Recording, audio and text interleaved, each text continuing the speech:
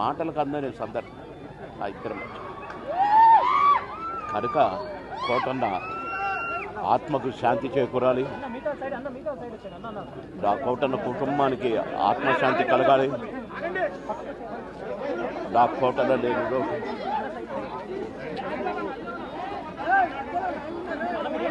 కోటన్న మనవళ్ళు ఇద్దరు అన్నకు శాంతి ఆత్మకు శాంతి కలగాలి.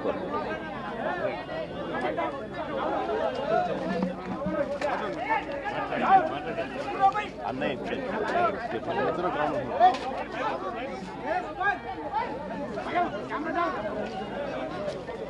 అందరికీ నా హృదయపూర్వక నమస్కారాలు. అందరికీ నా హృదయపూర్వక నమస్కారాలు. తమ్ముడు ఇది పడిపోతుంది. మరణం చాలా బాధ కలిగించింది. ఇప్పుడు బాబు మోహన్ గారు కానీ కోటా గారు కానీ ఇద్దరు ఇప్పుడు యాదృచ్ఛికంగా వారు కూడా ఇక్కడ ఉండటం జరిగింది. అందరికీ కూడా ఒక కుటుంబ సభ్యుడు, నాకు ఇష్టమైన వ్యక్తి, ఏదైనా అభిప్రాయం చెప్పాలంటే నిర్మోహమాటంగా చెప్పగలిగే వ్యక్తి. ఆయన్ని చిత్ర పరిశ్రమ కోల్పోవడం చాలా చాలా లోటు, చాలా వెలితుంది. ఇది లాస్ట్ మేము అథారిటీ దారేది యాక్ట్ చేసేటప్పుడు కూడా ఆయన నాకు ప్రత్యేకించి ఒకటే చెప్పారు, మీరు ఇబ్బంది పడుతున్నారంటే నేను చనిపోయే వరకు యాక్టింగ్ చేయాలనుకుంటున్నాను. అక్కడమ్మా ఇక్కడ నా మొట్టమొదటి సినిమా అక్కడమ్మా ఇక్కడ అబ్బాయి నుంచి అథారిటీ దారేది వరకు నాకు ఆయనతో మంచి అనుబంధం ఉంది. ఇప్పుడు 10 మంది బాగును ఆకాంక్షించేవాళ్ళు. ఆయన ప్రత్యేకించి నేను అడిగాను, మీరు ఇంత ఈ వయసులో ఇబ్బంది పడలేదు. లేదు, నా కష్టాలను అధిగమించడానికి నాకు నటనే నాకు మరుపుది, నాకు చాలా ఇదిగా చెప్పారు. నాకు బాగా కదిలించేసింది. నాకు అలాంటి వ్యక్తి ఎంతమంది పరిణి చెందిన నటులు ఉన్నా కానీ ఆయన విశిష్టమైన శైలి, గొప్ప నటులు.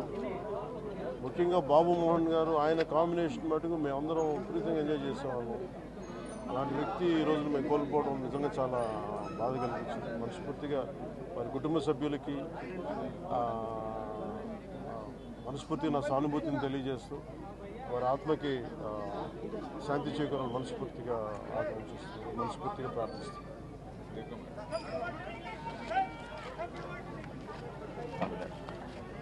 రెండుసార్లు కలవాలని చూసి కోట గారు అంటే శ్రీ రంగారావు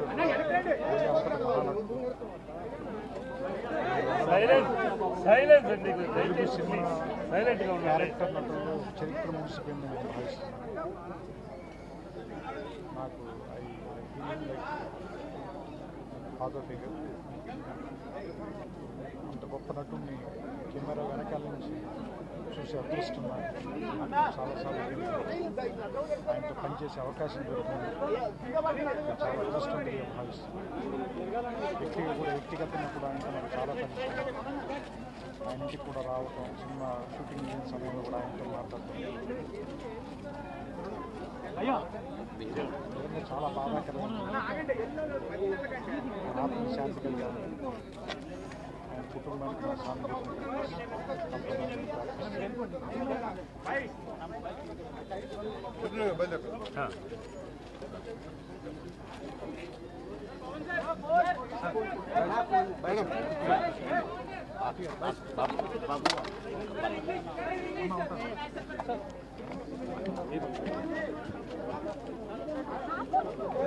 అయ్యో